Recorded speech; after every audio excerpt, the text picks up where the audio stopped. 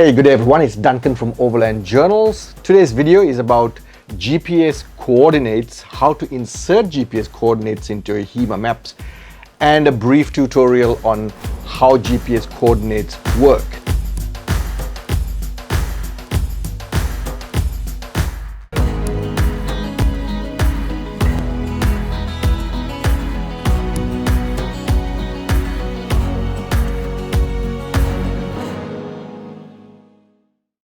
Alright, welcome back. If you're new to my channel is all about sharing my experiences in overlanding with the rest of the community. So if you're new here, hit the subscription button and the notification bell because I bring out a video every single week. I'm recording this video a day after the grand final. So if you're a Richmond fan, congratulations. I'm by no means thrilled because my team never made it anywhere near the grand finals. Have to admit, I am a Crows fan and always will be. But I have a little bit of happiness because my English Premier League team, the boys in blue, did keep the boys in red down there. So happy about that. So yeah, not a bad weekend, you could say. And those of you who are overseas who are wondering what the heck is a grand final, well, it's Australia's equivalent to, you could say, the American Super Bowl. Right, so today's video, this was prompted by a number of subscribers who wrote to me asking me about GPS coordinates. So in this video, I'm going to talk about how to insert a unique GPS coordinate into your Hema Maps.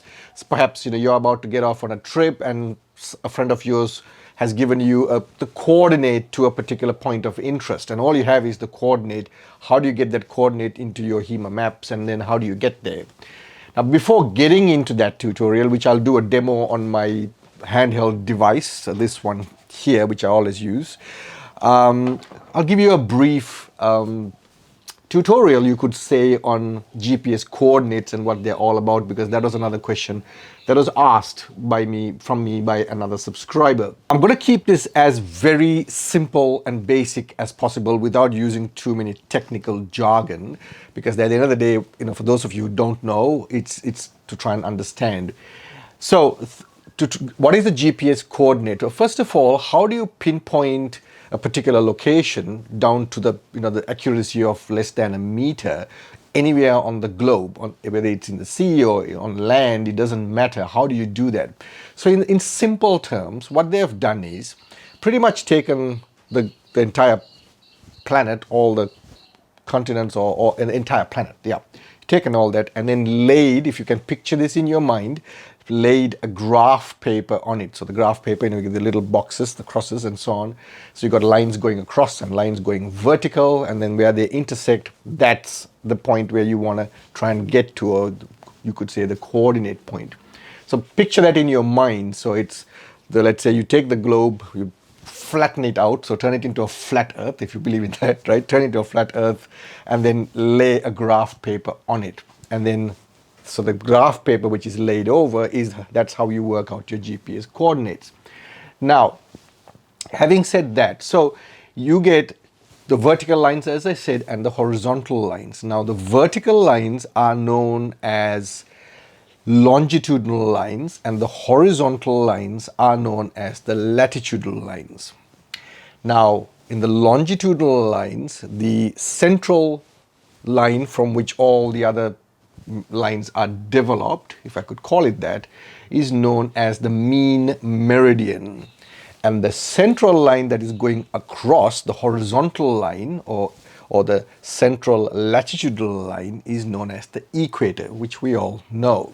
So those are the starting points for longitudinal and latitudinal, and then from there, as many lines are created to try and get that accuracy. As far as the latitudinal lines are concerned, any line which is above the equator are known as northern lines, and any line which is below the equator are known as southern lines, or south of the equator lines, or north of the equator lines. As far as longitudinal lines are concerned, anything to the right-hand side of the mean meridian are easterly lines, and anything to the left-hand side are westerly lines. So I hope that makes sense. I'm keeping this as very basic as I possibly can. Now to the actual coordinate itself. Now if you see coordinates anywhere, or somebody gives you a set of coordinates, you will see two sets of lines, one above the other, and they will look a bit gibberish. If you have never dealt with GPS coordinates before, they'll look a bit gibberish because some of them happen to be in degrees, some of them are, got other markings in front of them, some of them at the end of it has got a directional marking. What does this all mean? Okay, so I'll come to that. Whenever you get a set of coordinates given to you, it'll be two lines, one above the other. Whichever format it is, it doesn't matter. You'll always get two sets of coordinates. And that's very important because going back to what I explained a little earlier in the video, you need to get two coordinates. So the longitudinal coordinate and the latitudinal coordinate in order to pinpoint that particular point or location or geolocation for you to get to as far as your navigation is concerned. So you'll always get two lines. Now always remember, whichever format it is, the top line is always the latitudinal coordinate and the second line is always the longitudinal coordinate. Now most commonly GPS coordinates can be in three common different formats. And those three formats are degrees, minutes and seconds. And I'll explain that in a little bit detail, so keep watching the video. The second type are degrees, decimal minutes. And the third type is decimal degrees. So I'll repeat that again. The first type is degrees, minutes and seconds. The second type is degrees, decimal minutes. And the third type is decimal degrees. As those of you who have never dealt with coordinates, you might now be wondering, how in the world do I figure out which format it is? Well, that's easy. If the coordinates that you've been given has the first two digits are in degrees, so that's got the degrees, little circle at the top of the digit, that's degrees. And then thereafter, if it is followed by two other sets of digits and then a directional indicator, whether it's a north or east, west and so on, those are in degrees, seconds and minutes. So coming back to degrees, minutes and seconds, I'll give you an example of a coordinate. So somebody's given me a coordinate, let's say 41 degrees, it's got the little degree symbol next to it, 4 minutes and let's say 22.2 seconds. It's just an arbitrary example. So that's my top line. So that'll be my latitudinal line. And then at the very end of it, there could be an N or a S, north or south. So if it says north, what that means is that coordinate is north of the equator. And similarly, if there was a S next to it, that means that's south of the equator. As far as the longitudinal coordinate is concerned, that's the second row. If it's got a similar number of coordinates and will have whether it's a east or a west. So if you get a set of coordinate that looks like that, then the coordinate is in the format degrees, minutes and seconds. Now for the second type, which is degrees, decimal, minutes. How those work is if you get a set of coordinates and it's got two digits and then followed by a set of digits which is a decimal digit. So for example, again using a hypothetical example, if it's let's say 4126.32, then that's in the second format, which is degree, decimal, minutes. So here too you'll get two sets of coordinates as I explained. The top line would be the latitudinal coordinate, the second line would be the longitudinal coordinate. Now, only difference compared to the first type is that on this set of coordinates, you will not get to see a marking towards the end indicating whether it's a north or a south, west or a east. So what you got to keep in mind is if you get a set of coordinates, again going back to my hypothetical example, 41, I think I said 41, 24.5 or whatever, then if that came with a negative, if the top line came with a negative towards the very end of it, what that means is that it is south of the equator. And if it didn't have any symbol, it's automatically considered a positive. A positive means it's north of the equator. I hope that's making sense, okay? If you go to the second line, and if the second line ends with a negative, this is your longitudinal coordinate. If it ends up with a negative, then what that means is that it's west of the line of meridian or the mean meridian. If it's a positive where there's no marking, it's automatically assumed a positive. A positive means it's east of the meridian. Now to the third type, which is decimal degrees. If you get a set of coordinates, which is basically a set of numbers with a decimal point and a whole lot of numbers before and after that, these are decimal degrees coordinates. Here too, there will be a no north or south or west or east indicated towards the end, as it was the case in the very first type.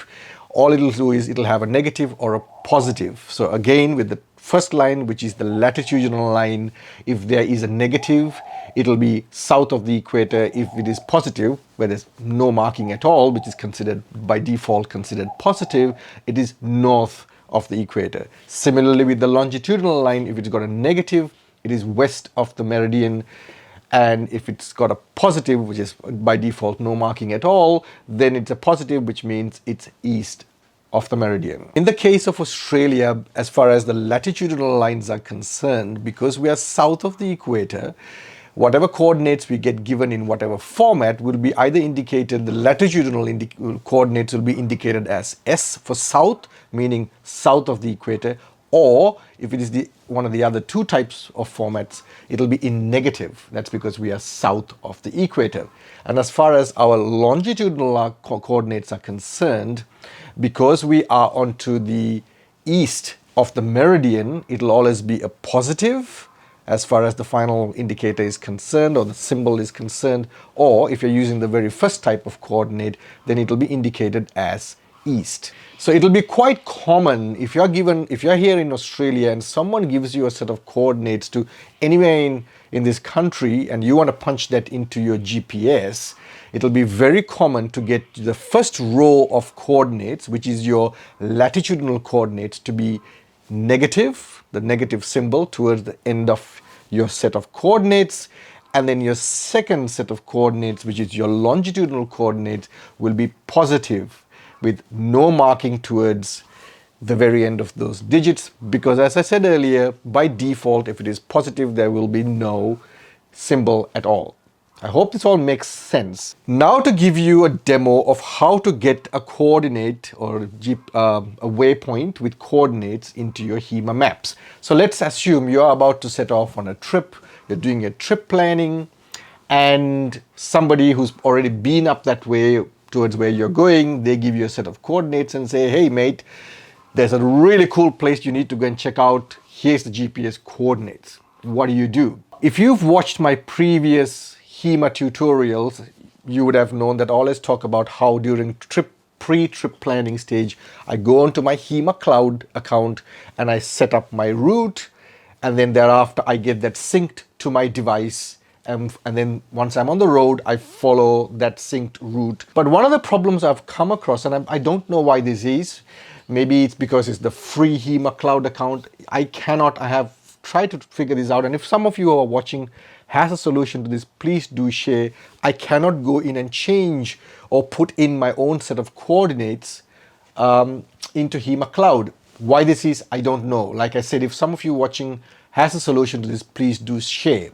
So as far as I'm concerned, when I do trip planning, I still do my pre-trip planning as far as routes are concerned on my Hema Cloud. But if someone's given me a set of coordinates, which is very unique, then I can only do that, as far as I'm concerned, on the Hema device or my portable device, which is this one in this case, or Hema Explorer. So let's dive into it and I'll show you how that's done. It's a very simple and easy task.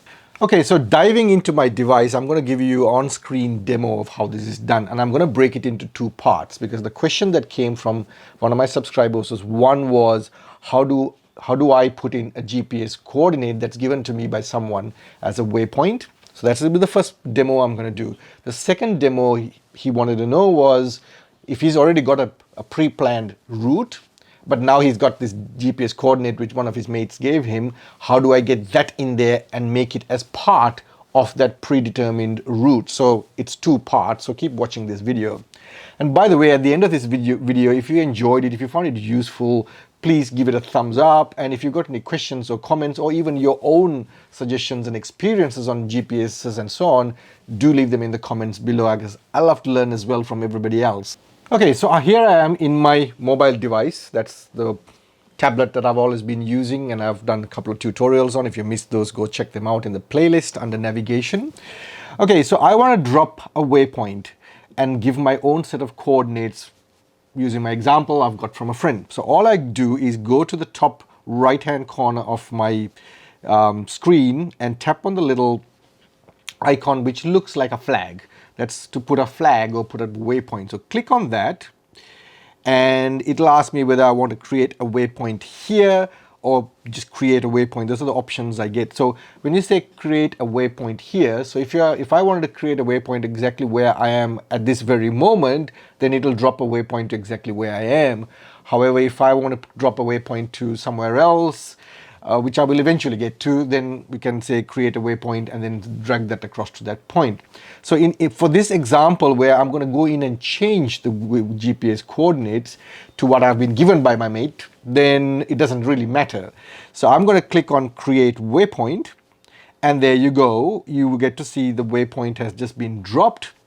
The GPS coordinates, which the system will bring up, is in front of you.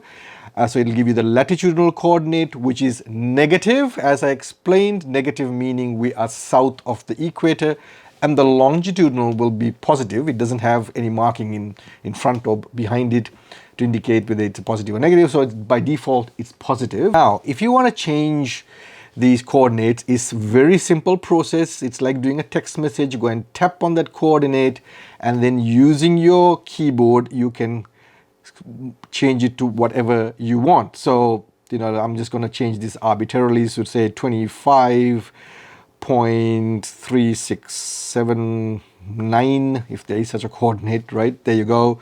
That's done. And then I'm going to change my latitudinal coordinate also in the same way. So let's say 143.22.928, let's say. Once this is done, and this is something again I don't like about Hema, as you will see in my demo, and it'll probably be the same in all devices. The options to cancel, save, or save and guide are in black. And considering the sort of the menu option that comes up is dark as it is, I don't know why Hema decided to put that in black and everything else in white, because it's not so easy to identify those three options. So be aware of that, look real close. In my case, sometimes I've got to take these off and look real close to figure that out.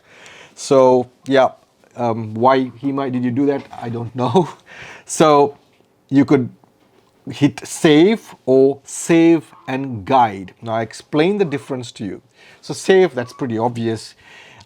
Save and guide. So if this coordinate that you just dropped in, this waypoint that you dropped in, and if it happens to be a distance away from where you are currently, then it'll give you a guide. Usually it's as what we call as the crow flies. So it'll be a straight line showing you here you are, and that's where the coordinate is. Now I don't want to do that in this example, so I'm just going to hit save, and this coordinate will save to exactly where that coordinate point is. Now in the demo you'll notice the waypoint actually disappeared from the screen, and that's because I changed those coordinates, and because I was using a random number I have no clue where that ended up on the there you are. Okay, here you go. I found it. So it's moved a bit of a distance, and there is the coordinate I gave. There you go, right? So that's the waypoint I just created. Now I could have also given it a unique name that again you can do at the stage when you're creating it. And there it is. So that's how to do a waypoint when someone gives you a set of coordinates. So now to the part where you've been given a GPS coordinate by a mate of yours, and you've already done your pre-trip planning, you've got a route marked out, but then you get this coordinate and you want to try and incorporate that into your route. So that's a very simple process. So diving back into my device, what I'm going to go is go back into my Hema map, pull down the main menu, and go to routes. So in my case, I've got two routes in here. These are examples I used for my previous tutorials. If you missed those tutorials, particularly the one where I showed you how to create a route, then go check them out. It's in the playlist under navigation. So I'm going to use this route which I've created to Popple Corner. So I tap on that. And then the important thing here is, because you want to modify your route, go and select edit. There you go. So the edit comes up and that shows all the waypoints I dropped in order to create that route. And you can see that in front of you. Now, what's happened here is somebody's given me a coordinate which I want to now change my route and get to. So next thing we're going to do, as I explained a little earlier in the video, go and drop that waypoint, create a waypoint, and there it is. So there is my waypoint, which let's assume that's the coordinate or set of coordinates that's been given to me by my friend. I'm happy with that, and I hit save, and there it is. So the red line would mark the route that has been originally planned by me, but now I put in that coordinate, that lone little flag towards the top of the screen, which is the coordinate my mate gave me. So now I want to modify my route, so I get to that point, check that out, and then carry on back on the same route. It is a simple process. All you do is put some pressure onto one of the nodes on the route that you're pre-planned, and then drag that across to the coordinate that you just created. Simple as that. Now, if you want to get really accurate, you can zoom in a little bit more. The more you zoom in, the more accurate you get to that point, and then adjust it accordingly to get to that point. Simple, easy as that. And once you've done that, then you hit the save button onto the right hand side of the screen, and your route's been saved. So if you zoom out again, you will see I have now modified that route so I can incorporate that waypoint or that point of interest. So for those of you who wrote to me asking me for this tutorial, I hope you found it useful and it answered your questions. Those of all of you who are watching this, if you found it useful, please do give it a thumbs up. And if you're new to my channel and if you haven't subscribed already, my channel is all about sharing my experiences in overlanding with the rest of the community and also learning from everybody else. So hit the subscription button, notification bell, because I bring out a video every single week. Thanks for watching, everyone.